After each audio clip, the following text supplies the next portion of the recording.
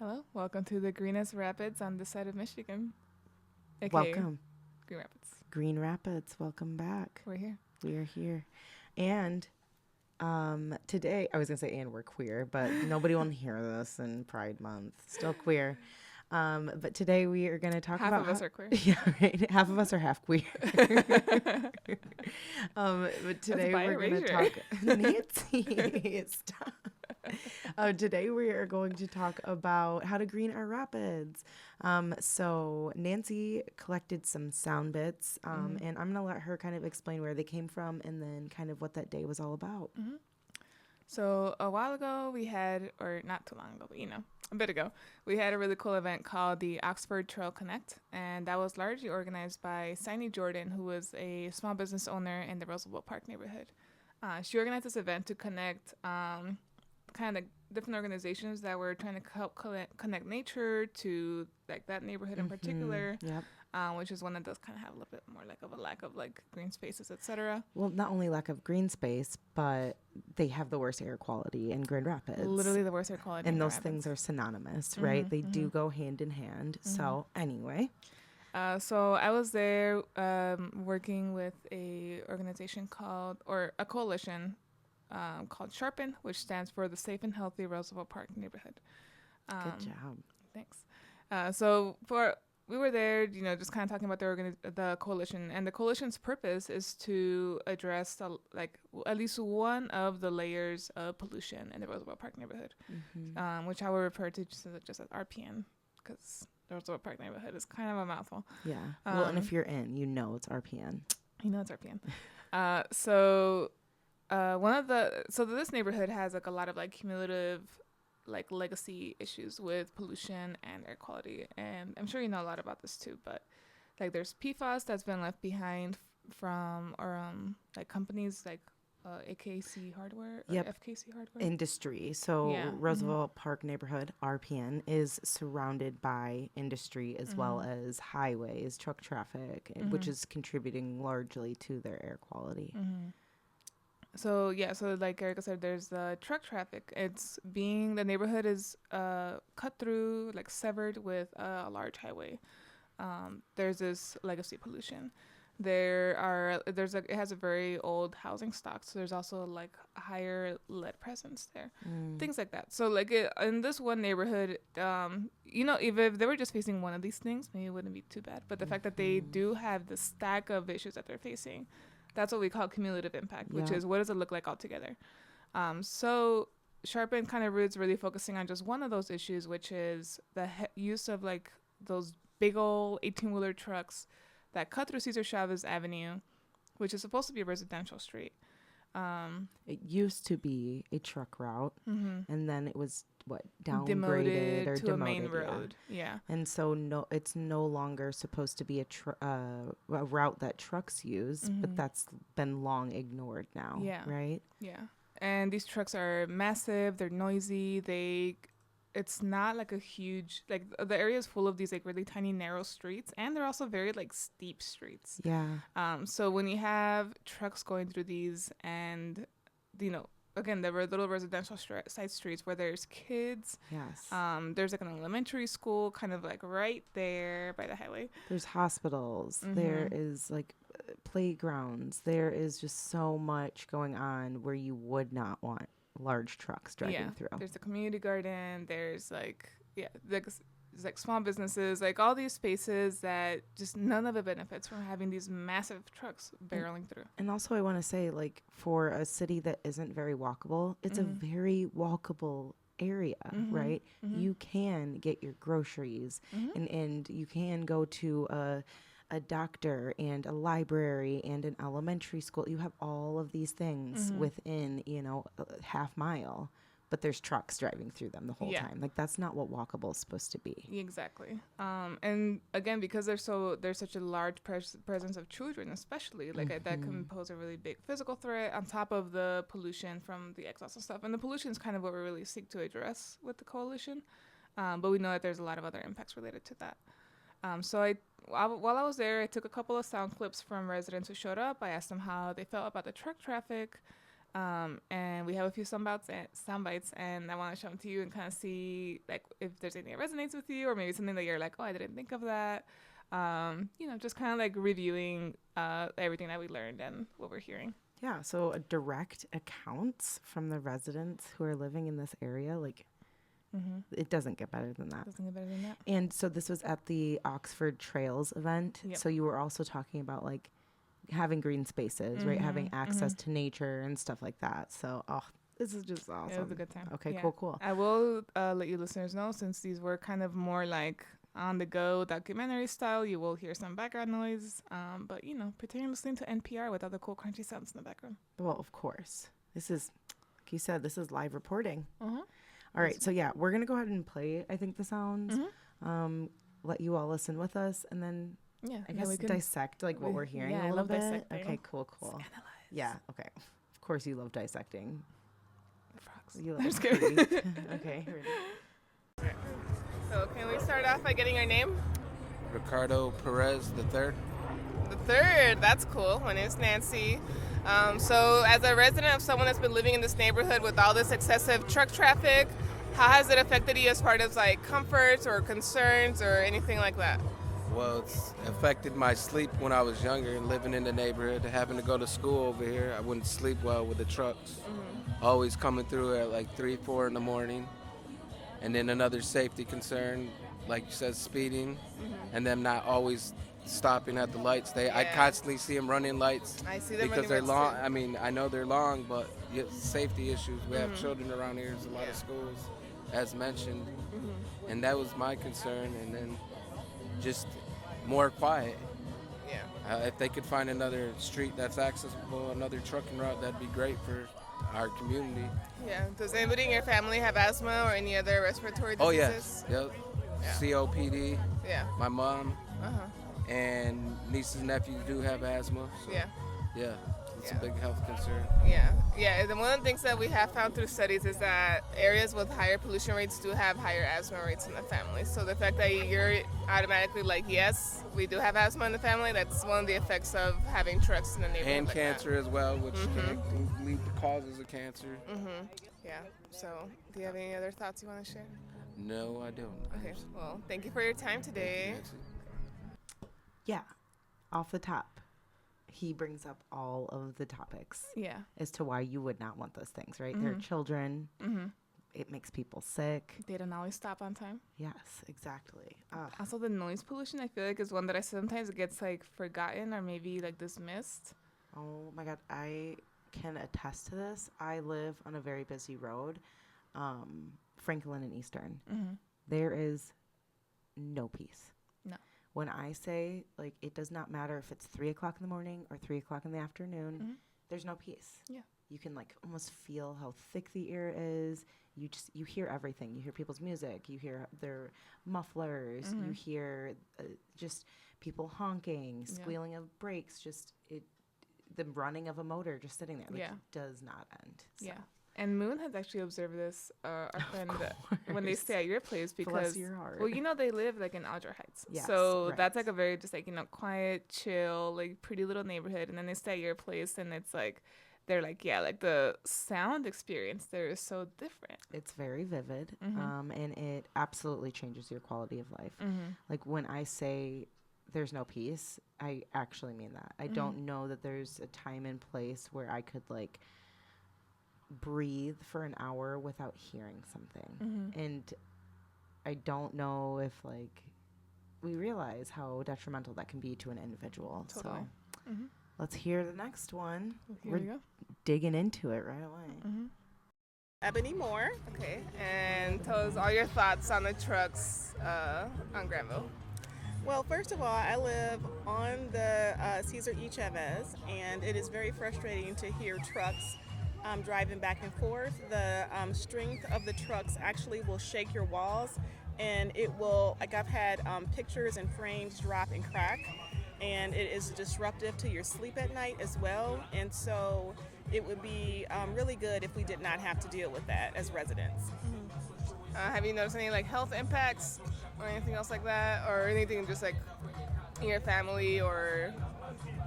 I don't know that I'm aware of any health impacts, but it's just very disruptive. And I think that no other community has to fight like this to get this minimum basic, request in a residential area. Like, I'm not certain why this is such a big deal to enforce.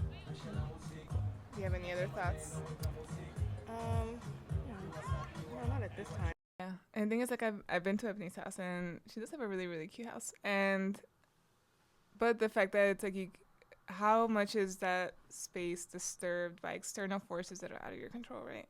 As you know, I'm from California, so like I'm used to like earthquakes, right? Yeah. A lot of these trucks shake the ground and houses, like, and I know this just from the time I've spent like in the Roosevelt Park Neighborhood Association's offices, like the house will shake. Oh, it absolutely does. Yeah, in a way that is very similar to like earthquakes. And then it's such an uneasy feeling. Yeah, like it goes against our instincts, you know, like it's like, so just like imagining, even if you like quote unquote get used to it, like there's still kind of this like gut reaction. You're right? never gonna get used to pictures falling off your wall because the trucks that are driving by are shaking them. Yeah. Like that's not also something that we should get used to, right? Like we should give people a better standard off the rip and not allow for that to be like the reason why we now need to get rid of truck traffic. Yeah. And something that is interesting, which I will continue to listen to these, but as you ask people about their health, you know, you have one person who says like, yes, obviously like the air quality issue is impacting people's health. And then you have another person who says, well, I haven't really noticed that it's impacting health. But the reality is lack of peace equals impacting your health. Yeah, that's higher cortisol levels. Ebony did mention she had like a harder time sleeping, for example. Exactly. Like disturbed sleep is an impact on your health. And although maybe we haven't seen any long-term impacts of that, I hope you don't, Ebony, I love you. But, you know, at the end of the day, like long-term, that does affect people and their general, Absolutely. just even if it's not like their physical well-being or their mental well-being as well. Well, and it will be physical. So when you think about like how you're treating your body every single day and then how that's going to relate to your lifespan, like that might take you from like 78 years to 75 years. And no, that matters. Every single year of our life is valued. Every single second that we have on this earth is valued. And if it's preventing you from being able to sleep, you know, that's if you only get 5 to 6 hours versus 7 to 8 hours and your body really needs those additional 2 to function, it is impacting health. Even if you can't see it every day. Girl. All I will say, Ebony does take care of herself. So that's probably why. That's probably what staved off a lot of things for her, you know. So, something I've been saying is we're yeah, right. With all the odds stacked against you. But what I've been saying a lot lately too is like we are 1 degree of separation, right? We are 1 degree of separation away from all things, and that is from having a mental breakdown from not being able to sleep, right? Or that sleep, the prevention of sleep, having you not be able to like show up to work, and then you can't make your paychecks, or how you show up to your performance. These things will impact you long term, and losing your job will impact your mental health. Losing your job will probably impact your ability to live in your home, and now all of a sudden someone's unhoused, right? So just cumulative impact down the pipeline. Okay, let's keep going because I'm gonna do this to every single one of these.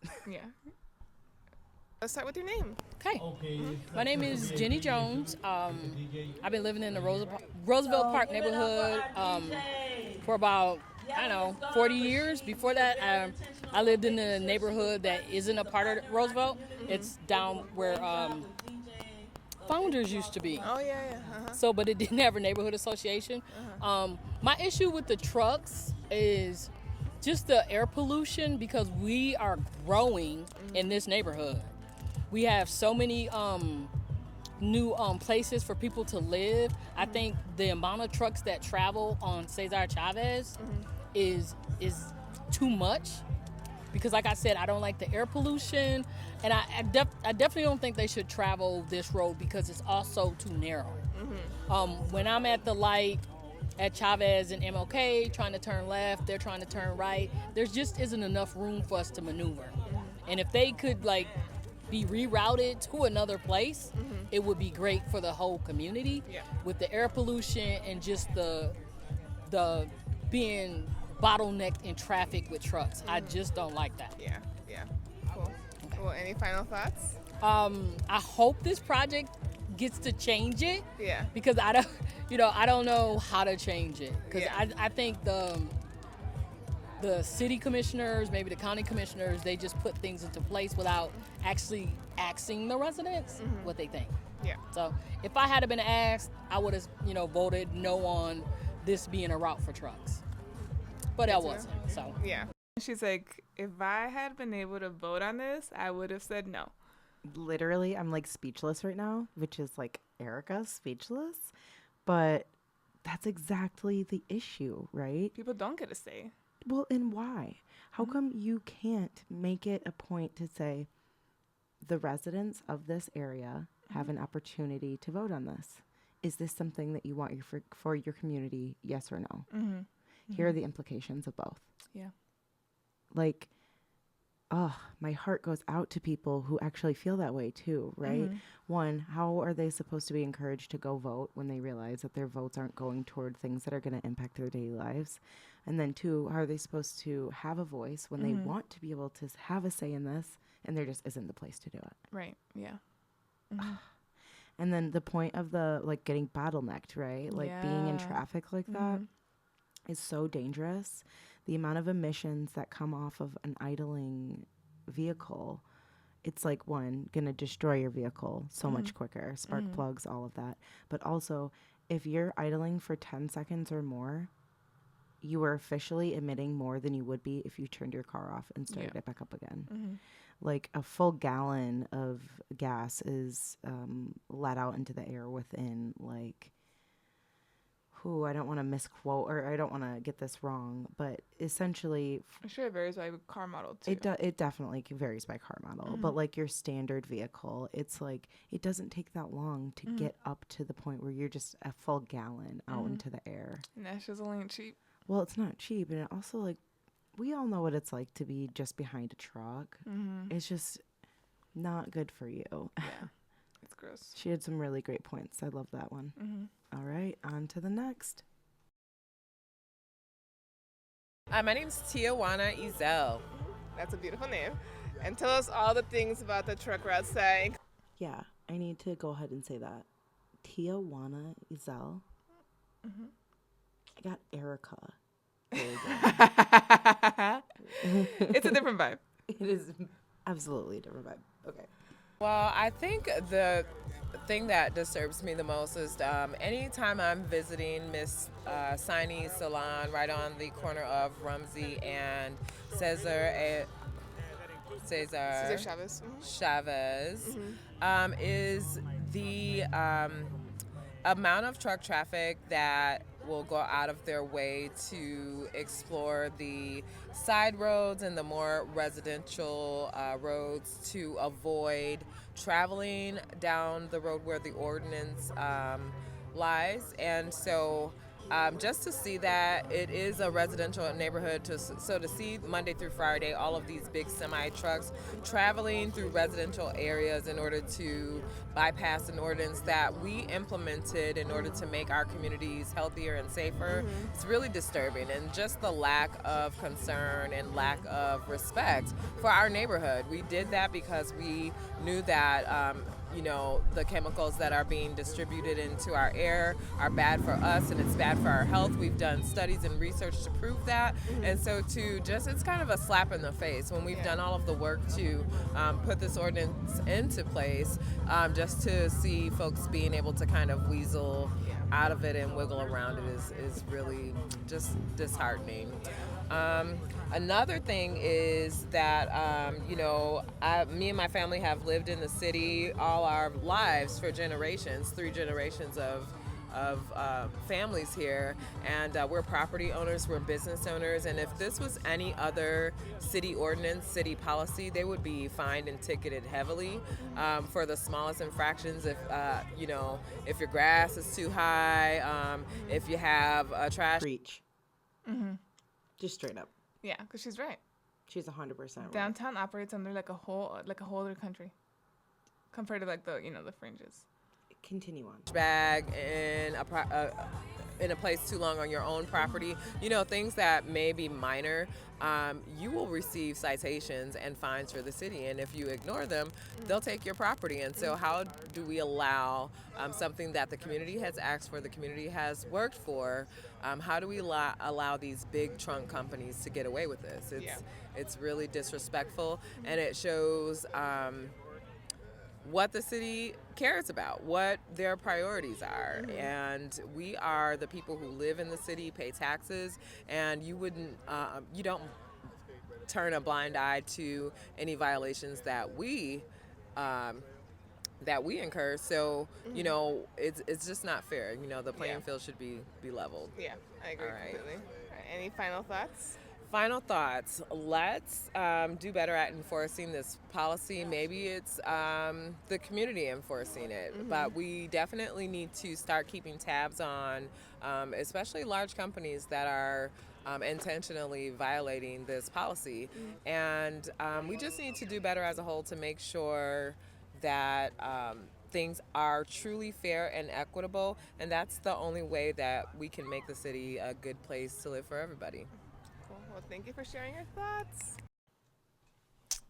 She had such a great way to express so many thoughts. Absolutely. I mean, she did make a lot of really good points. Like if this was another neighborhood, things would not be this way, and we see that in practice every single day. Especially if we see the way downtown business owners have such a huge influence over commissioners. And business owners in this neighborhood maybe don't have quite the same influence, and they're not listened to as much, and their voices are not being heard. Yeah. And the thing is, like, it shouldn't even take business owners, though, right? Like, it should be resident focused. Well, there are plenty of people here, and these businesses can't thrive without individuals living in this space, right? Yeah. There was another point that she made, and I want to highlight. And I don't want to listen to the whole thing again. That part. We will receive fines and citations as an individual or as a business, and hammers down, right? If you don't do this, then we'll, I don't know, seize some of your property. We will stop you from being able to continue here. They can evict you from your house if you're not up to code. But then we have entire corporations who are just allowed to drive through. And I don't know. Because, I think about it, too. Like, what if I had a big old, noisy, rattly 18-wheeler truck, and I drove it through Alger Heights, on a regular? Girl. Or what if I drove it through, Knapp, that, neighborhood? People would be unhappy, and they would make some noise, and the city would listen. Absolutely. And also, I don't have truck traffic, and I think that's the one thing that does separate, the amount of truck traffic that it's very low in my neighborhood because I don't live near industry. Yeah. The cars are enough. Yeah. That is plenty. For the traffic itself is something that Roosevelt Park is still dealing with. Right. On top of the truck traffic, right? I hate that they're using residential roads as byways. I hear Signey talk about it all the time. Yeah, if y'all haven't been down Liberty or any of those other little tiny side streets, those streets are narrow. I would feel a little sketched out, just going down them if I had a motorcycle, just because they're so narrow. Yeah. There's not a lot of space to maneuver. Or if you even look at the curbs, they are just totally worn down because this happens all the time, right? Yeah. It's bad for infrastructure. So bad for infrastructure. All right, on to the next. Reverend Morris Baker. And what are your thoughts on the trucks on Granville? Really, I don't think that trucks should be on Granville. Not unless they're delivering locally. I think that there should be a truck route. Maybe even Godfrey or Burton Street, even Century, that's all right, but to go into the neighborhood areas where all the kids are, I don't think that there should be trucks there. It's just too dangerous. Being a ex-truck driver myself, I know it's something that I wouldn't want my kids to have to experience it. But as far as the trucks, there should be signs posted that actually signs that would direct them into another area. I know there were some when I was driving trucks, but uh, when I was driving, you had to obey the signs, and they would ticket you if you went into the neighborhood areas because there's so many kids. I mean, they got basketball hoops out, on the street, and they got little kids. You don't know when they're going to run in the street, So you want to protect the kids, because there's a sign in the area where I live now, and it says, "Drive in this area like these kids are yours." Yeah. So you have to, think about somebody else too. You can't just get selfish with it. You got to make sure that, you protect somebody else's kids as well as yours. So as far as trucks, yes, there should be a designated area for them, Yeah. and I think that would make things a lot better, and they do have smaller trucks for even the delivery areas, well, the stores. You can do it with just a triaxle or something, rather than use the big semis. So I don't know. Yeah. Any final thoughts? No, I think that's it. All right. All right. Well, thank you for your time. Ex-truck driver. Ex-truck driver himself, from the mouth. Come on. And in the fact that he said, one, we should be doing it, but also that he would be okay with that type of regulation, right? Like, I don't even know if this is at the fault of the truck driver themselves. No. They are allowed for this behavior. Right now, what they're doing is continue. legal, technically.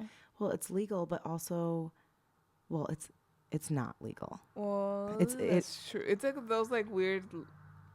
No, I mean, It's the main road, and trucks can go there for local deliveries, but there's no way to enforce whether or not they're there for a local delivery. There is.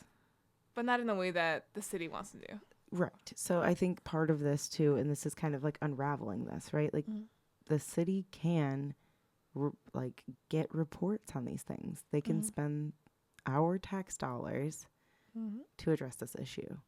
They can decide to pull trucks over more often. They can decide to keep track of who is going where. They can put more extensive research into this.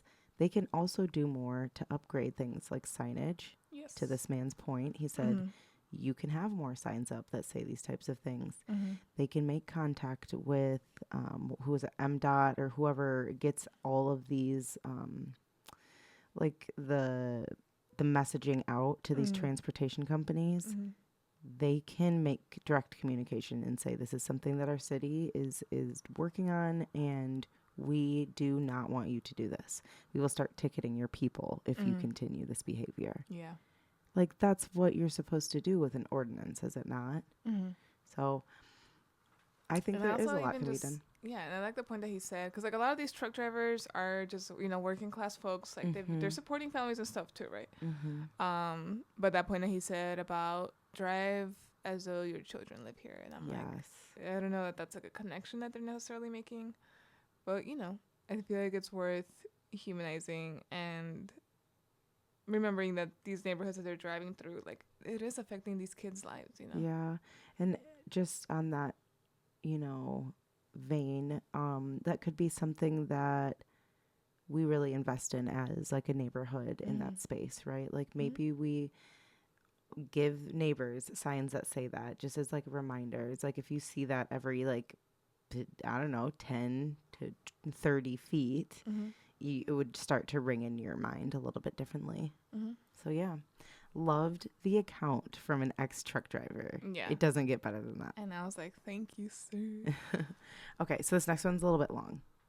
I am Pharaoh Muhammad Khalil, born Radney Maurice Hernandez. That is my chosen name, which is Pharaoh Muhammad Khalil. I grew up here in Black Hills in the neighborhood, so being in the southwest side and the south side most of my life in the 49503 and the 49507, you kind of realize the disparity immediately from not only education but environmental standards in where you live. Like we don't have a lot of recycling in our schools and things like that when we were growing up.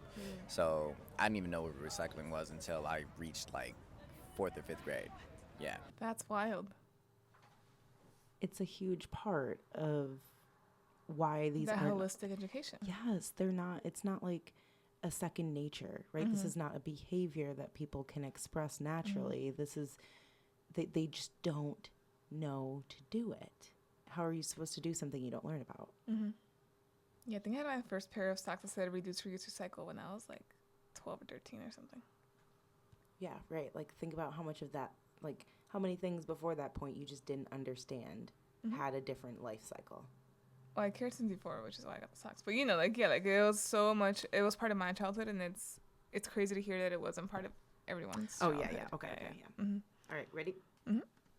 So, a big thing in the neighborhood is the fact that we are, in fact, redlined and have been here for so many years as not only a brown neighborhood, but also a black neighborhood.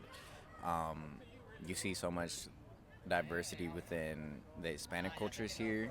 You see the Dominicans, you see the Puerto Ricans, you see the Hondureños, you see the Mexicans, you see everybody.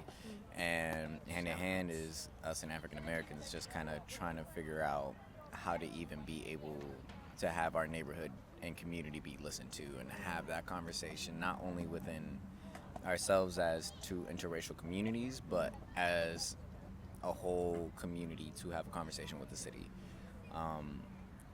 Being like, I was born in 1999, and I don't even know which hospital it was here, but ever since then, I literally grew up here in Black Hills, and we started off in one of the little rinky-dink apartments, and it was literally a studio that my mom and my dad had me in, like, the living room in, like, a little crib and stuff like that. So you go from having a small space to moving into a house in the same neighborhood in Kensington to going to Kentwood and understanding the difference. I rarely saw semi-trucks out there unless it was on a main road or an actual crossway or pathway for them where they're going to a stop or things like that.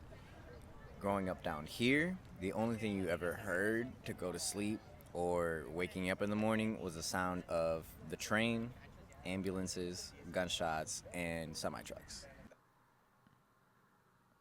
Way to paint a picture. Yeah, growing up, he said too. That's just the ambiance. Yeah. And part of me was just like, I can relate to that. Cause, Well, of course, I knew that's what you were thinking. you know, growing up in the CPT. Yeah, But we didn't have that heavy truck traffic, though. yeah, It was kind of mostly just gunshots. yeah. Well, and I understand like the noise and stuff, but I think just the trucks are so different, and we Yeah. know when a truck is just sitting outside of your door. You can feel it, you can hear it. Yeah, and it's like a very multi-sensory thing, right? Like Yes. deaf people know when a truck is passing by. Absolutely. Also, the smell, the heat, all of it. Yeah, the smog. Ugh, it's so tough to hear that, Nancy. That these are people's day experiences. Yeah. That is your born, raised environment. Fuck. All right, let's keep going. That is literally the only thing you would ever hear going to bed or waking up in the morning. And it's one of those things where you see how bad our roads are on Godfrey. You see how bad our roads are going down Cesar Chavez most of the time. You see the changes between winter and summer and spring and all that kind. And it's not safe to even have them on these roads because they hit one big pothole. We used to have a pothole that we made memes out of because it was so big that people were like, yeah, we could fill it up with milk and have a whole box of cereal semi-truck fall over into it. And then next thing you know, the pothole got so big, a semi-truck got stuck in it, literally a year later. So it's one of those things where it's not just safety for the ecology of our environment and our kids and our future, for them to have a safe place to walk and just, we have plenty of people here in the skate park. We have plenty of people who play soccer here. it's crazy to think that people are blowing past at those speeds and causing so much destruction to our roads just by even being on it. And you know, we're just trying to go to work. We're just trying to have this place be a neighborhood that people want to live in, and it's hard to be established and build more real estate out here on main roads when they're that dangerous. So, yeah, overall, that's what we've grown up with, and I think it's like something that we're used to that we don't have a conversation about. I just think you made a really good point, saying like it's difficult to establish something when the roads are torn up like that, right? Yeah. When there is the constant need to address something, when it's not like a desirable place to go to, when your car could fall into a pothole or your bike or your child. Yeah. And even just thinking like how much money would the city save if they weren't having to rebuild this road in its entirety, like every couple of years. Literally year after year. Uh-huh. It's just constantly happening. Yeah, they like just cycle through the different sections. Ugh. This is a really, really great bit. Yeah, he had a lot of great stuff to say, and I was glad that he was willing to like share as much as he did. Yeah, this is vulnerable. I asked him, I think, a good question a little Yeah, bit. no, I just want to like keep like dissecting this. Yeah, so let's go. Honestly, I'm tired of waking up and feeling smog in the morning whenever I stay up here with my mom, whenever we're like doing any kind of like family trips and stuff like that. But to look at my younger brother and to look at the family that we have, or the family that he wants to have eventually up here, and the life that he wants to live, it's definitely something that needs to change. So I do have one question just off something you said earlier. You said that you would pretty much only hear like trucks and gunshots and ambulances and all that stuff. Do you ever hear birds outside your window? Like, do you get nature sounds here, or do you think it's all kind of overpowered by all these like, man-made sounds? A majority of it is overpowered because it's like the birds don't come up here often unless you're going down the trails, because there's no flowers in the neighborhoods for real. My grandma, like, our house was the only place that had birds and stuff coming around because she had flowers, because she had, you know, all these things going on. Like, we had the most insects and bugs and things around the area. And now it's like I don't think I've seen anybody with a garden out there in months to years. Yeah. So like the trail has literally just been carrying the sound of the birds and the cicadas and stuff like that. Like in the summer, you can hear cicadas all the way down, going down the Oxford Trail. Now it's like you have to go down that way. There's nowhere else that you can hear those birds other than the Oxford Trail in this neighborhood, and it's kind of sad. Yeah. So, yeah, it's now I hear birds, but I'm in a different neighborhood now. Yeah. It's a completely different thing. I miss the neighborhood and the feel of this place. I don't miss the sounds. Yeah, that's valid. So, yeah. Well, any final thoughts or thoughts? We need to mine more bills. Bills, governmental bills that are focused towards limiting gas emissions so that way we can lower the amount of travel for semi-trucks. Not to endanger the work for those semi-truck drivers, but to limit the routes where they are going that could cause danger and more harm to the environment, as well as having areas that we can essentially cut off as a no-through way for these kinds of trucks, because some of these places aren't safe to have them go through. So it's different. I think every city is built different. There's a reason why every city has different infrastructures, and Grand Rapids was built where we have bigger roads in certain areas, so might as well use those ones instead of trying to Squeeze into all these little side streets, right? just to make your route a little bit faster. There should be more strict rules on the actual companies that run these trucks rather than the truck drivers themselves, because they're the ones who are usually held responsible. So you have your long nights, you have all these things, and you're rushing to make sure that you make these deliveries so that way you can actually get paid the right amount. And it's a stressor on them and not enough on the company to make sure that these people are driving safely. Right. So, Cool. Yeah. Well, thanks for your time. of course. Appreciate it. Yeah, I think what struck with me about that one when I was in that conversation when I was talking with him is the fact that like I do wake up to like literal bird song. Girl, it feels good. Feels great. And like the other day, like a couple nights ago, it was like raining, and I had my window open, and I woke up in the middle of the night just because sometimes my brain just like, what's up? But it was like such a beautiful moment because I could hear like the wind rustling through the trees by my house. I could hear like the rain pouring, and it was just like before I lived where I live now, like I used to just like listen to this stuff like on like YouTube or like a little app or Oh my something, like fake rain goodness. sounds to go to sleep, you know? Yeah. And now I was like, wow, I get like front row seats to this now. Like I just really just get those really peaceful zen, like relaxing, and like I went back to sleep really quickly. Well, and for context, you're not even 2 miles away from this road that they're speaking about. Yes, yeah, I'm really close. I could bike there. Yeah, like so I've walked there before even. It doesn't take long to separate you. It doesn't take much for you to be able to live outside of that. And that's why he made a really good point off the top. This neighborhood is redlined, and they are in sacrifice zones. Yes. They are being sacrificed for the convenience of the businesses or the individuals who don't want to be near that. Yeah, and for reference, I am like a mile and a half, like slightly less than that, from this neighborhood. So it's like, I'm literally like down that same street, down Cedar Chavez, but on the Wyoming side where it turns to Chicago Drive. And it's so important, one, to be able to be connected to nature, to have it right outside of your door is ideal, right? But then, like he was saying, there's no flowers around here. There's no plant life. There's not a reason for the birds to come around. Like, that is right there the exact reason why, one, people who live in sacrifice zones do not have that same connection. They might not be able to care about the environment in the same way because it doesn't exist around them. Yeah.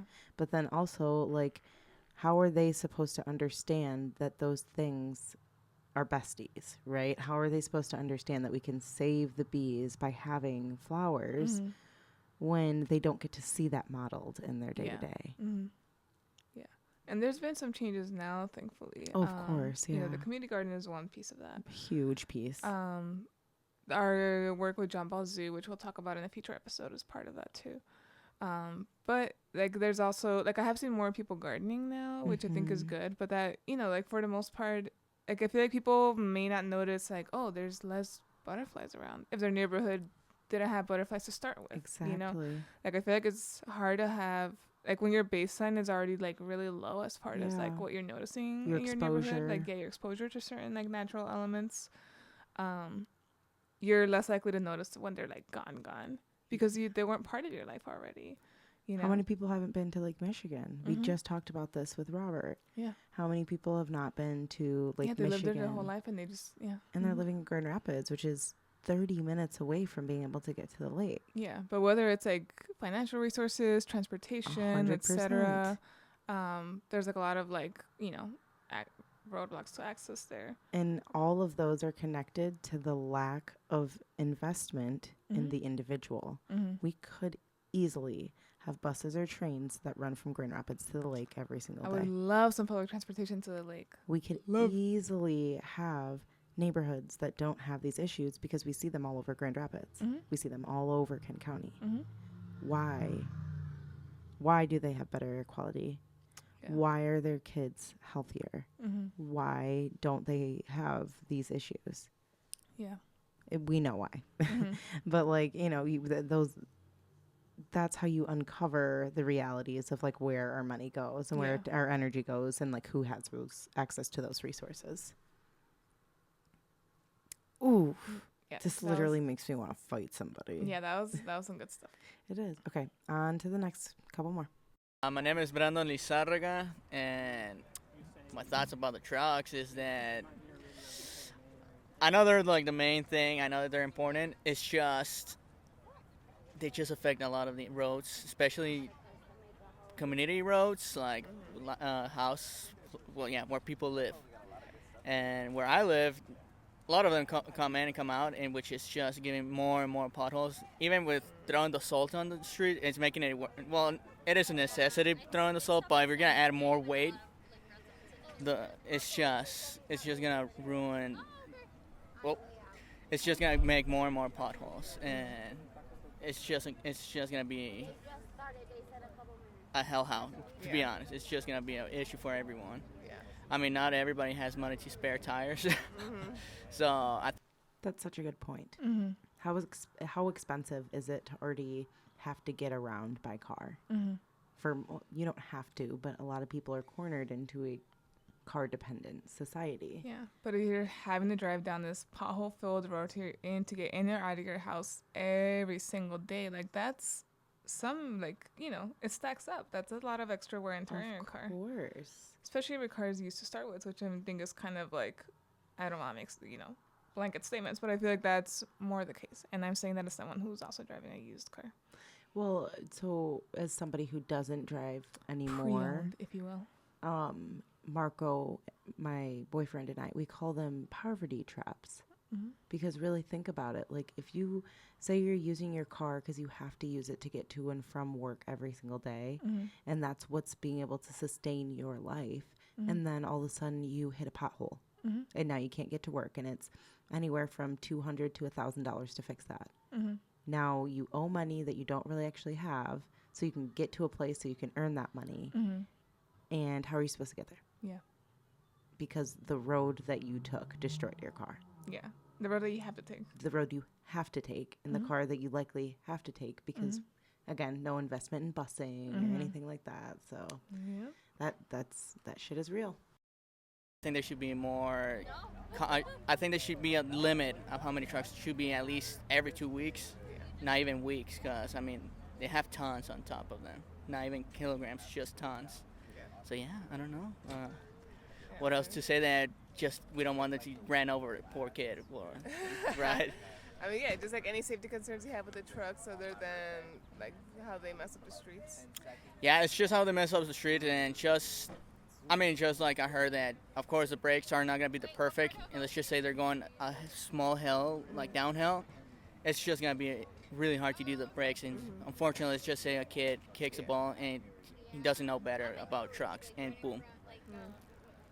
So I think there should be different routes for trucks, not to restrict them the roads. It's just there should be more other ways or specific roads for those trucks. And yeah, I don't know. That's good. Yeah. Ooh. That was so pretty. That was beautiful. Loved that. Closer. But I loved what he was saying. Yeah. And what I was thinking this whole time is, one, everybody's concerns are what it's doing to the neighborhood, and then also safety for kids. Mm-hmm. Those are two huge topics for people. But as I'm listening to him talk about this, I'm like, people understand the issue. Mm-hmm. It's like, ask any person in this neighborhood Mm-hmm. why they wouldn't want truck traffic. And they're like, oh, let me tell you. I have a whole list of reasons. Uh-huh. Also, the fact that he just even said, these aren't just carrying a few 100 pounds. These are tons That's true. going through up. And, like every Even single the person. scales that they use are like ton based. Totally. They have to be. Mm-hmm. But like, these people understand this issue in depth. They understand the weight is contributing to it. Mm-hmm. They understand that it's contributing to their lack of health. Yeah. They The underst- infrastructure. 100%. So it's not even like this issue is complicated. No. Like, to me, I'm just like, yeah, of course it's dangerous to and destructive to have all of these trucks. Yeah. So again, why do there have to be coalitions formed to like convince the city Right. to or it's convince the county to do something about that? Because they're not doing nothing. But Because they're not what? is it because they're not doing nothing? Well, or because these people are living in sacrifice zones. They are, BIPOC, lower, income. Yeah. And so it's easy to write off. It's easy to say we have reasons as to why those complaints are valid. Yeah. Yeah.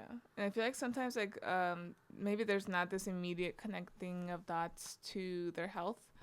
But sometimes that's also like lack of education, right? Like I had until like last year, I had no idea that higher cortisol levels in your system from stress led to, your heart's performance, your brain's performance, your body's ability to metabolize food. Yeah.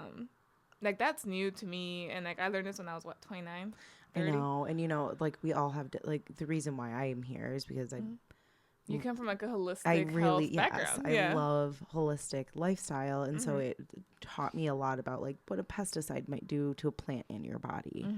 And so I think I started thinking of things differently. The sparks were, whatever, but regardless of how we got there, this still was not something that we were taught in school. And this is like the most important and valuable information we can hold. Like, how does your body work in environments that are stressful, that are unhealthy, that have poor air quality, that don't have green spaces? Like, we need to know this. So it's not acceptable to learn this at 30. It's not acceptable to live through this experience day to day and just be susceptible to all of this. And as you're saying this, a little part of me is like, how much more would, like, let's say we did learn this in school, how much more would kids retain a lot of the science when it comes to like your health or like things in the environment? How much more would they be able to learn science if they were learning science that also applies to their daily lives? If it was tied to like their existence, and if they could get some sleep at night, and they could get some goddamn sleep at night. If they didn't have to worry about the asthma medications or having their inhaler on them. Like 100%. all of this matters. Oh, scream it from the rooftops. I think we have one more. Last but not least. Definitely not least. My name is Dulce Reyes Laredo, and I'm a neighbor in the Black Hills neighborhood. My opinion on the trucks is that, well, I grew up in the neighborhood, since like I was born and raised in this neighborhood.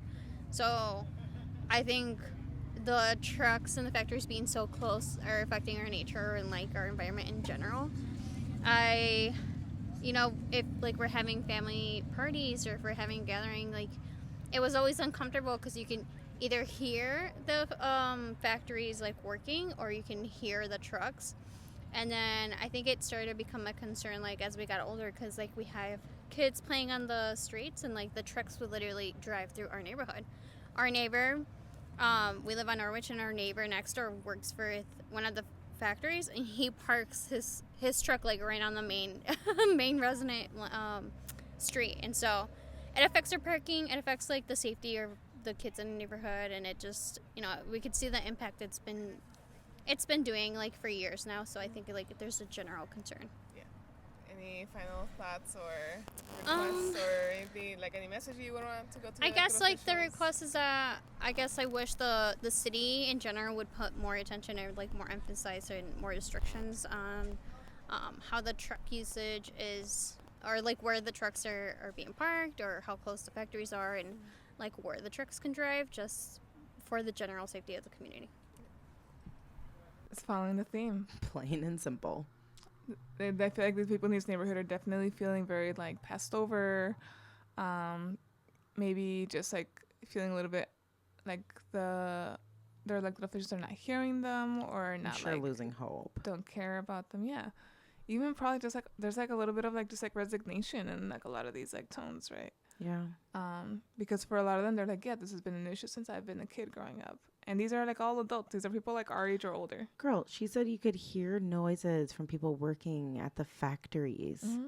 Like, we're talking about, can you hear the birds in the morning? No, I can hear freaking industry. Yeah. Like, that's just, is that the soundtrack you want to hear every single morning, every day?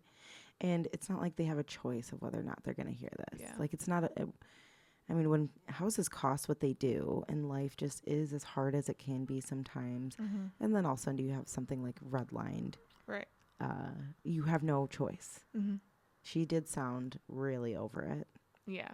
She's like, look, it's been this way forever. I do want this to change, but I don't know how kind of vibe, you know? And that's the thing, like, how do we change these things? As an individual, even, myself with access and tools and resources and the education as to how to organize around something, I still live in one of those neighborhoods. Yeah. I cannot do it all. you can't as one person, and it's not up to me to figure it out either. Like, I do often look around and think like, man, I wish that me and my whole neighborhood were born and raised into this education and this better space. But the reality is like, we as a community could not have come up with that.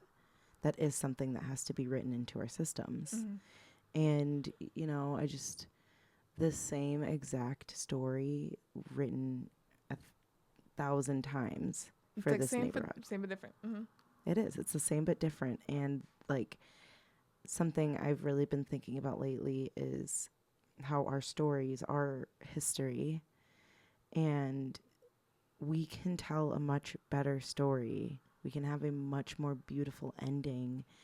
Grand Rapids can really champion as like a safe and healthy environment for all people to live in. That is a choice that we have to make collectively. Yeah. And I personally do not resonate with allowing for the story to be of poor air quality. It can't end here. It can't. This can't be it. So. Well, shout out to Siny Jordan for putting on Oxford Connect that allowed us to collect a lot of these sound bits. Shout out to the Sharpen Coalition. Woo. Yeah, I'm no longer part of that, but Erica still is, and the work continues. If you want to get involved, you can probably reach out to the Roosevelt Park Neighborhood Association's office. Yeah. I know the emails are long as heck, but it is Amy. Yeah. At rooseveltparkna.org. And do you have a specific call to action? I'm going to go ahead and leave this to you just because, one, like, I know that your uncle has a business in that area. I know that you work with the garden and you work with Roosevelt Park Neighborhood, and you're obviously you're a mile and a half away from this. So like, what would your call to action be for people to take a step toward, a positive impact toward RPN, or just this issue in general? That's a good question. Before I go to the call to action, I will let you know that the phone number for the office is 616-243-2489. Yeah, better call up, get involved. We could use a lot of volunteers for doing outreach and canvassing and generally spreading the word of this issue. You're so funny for that. Just had to throw it out there. Do you think someone's going to write the phone number down from listening to this? They might. They might. Let's go. All right. Put it in the description for the podcast. I probably won't put it in the description, but we can leave it in the episode. Keep going. Okay. My call to action is grow some plants that good one. Can help with biodiversity and creating more green spaces. Start off with your yard. Maybe your neighbors will get inspired and go from there. If you live in the Roosevelt Park neighborhood area and the Black Hills area, and just like kind of like that corridor, keep investing in your local businesses. They need you, especially right now when there's so much construction going on. Because things I think won't be done getting built in that road until late next year probably. Yeah, and then they'll start again. Yeah, and they do need. They do need like that revenue, and I know a lot of the businesses in that area are suffering. So check out the Roosevelt Park neighborhood. You can like kind of park on either side of the construction, and then it's a small neighborhood. You can like walk in, get yourself some delicious food. What is your suggestion for people who want to grow plants, but like we're currently out of like seed planting season? So like, what would you suggest for somebody to do? If you get the perennial seeds for plants that come back year after year, those, if you can sow them anytime. And the thing that usually people say with perennials is like the first year they sleep, the second year they creep, and the third year it's like when they thrive or whatever. Okay. So either way, like if you just plant like perennial plant it seeds, today, and even in 3 years, we'll all benefit from you doing that today. Okay, cool. Yeah. So throw some seeds around. Guerrilla gardening is awesome. If you happen to go to any city or county commissions, make sure you advocate for this neighborhood. Absolutely. Just support the neighborhood in any way that is within your capacity. Love it. Such a great episode. I'm going to be honest. I'm just going to say it right now. That was great. I loved hearing from people. I guess my call to action would just be pretty simple, like listen to people, right? Talk to them about their experiences, take them as truth, and do something with that truth. Yeah, because some of these people probably felt like, oh, like I'm probably the only one that feels like that. But like, how many people kind of just echoed each other's thoughts without them listening to each other, right? Absolutely. So find your people, together. People power. We can make a difference. Absolutely. Thank you for listening to Green Rapids. See you in the hood. Peace. Peace.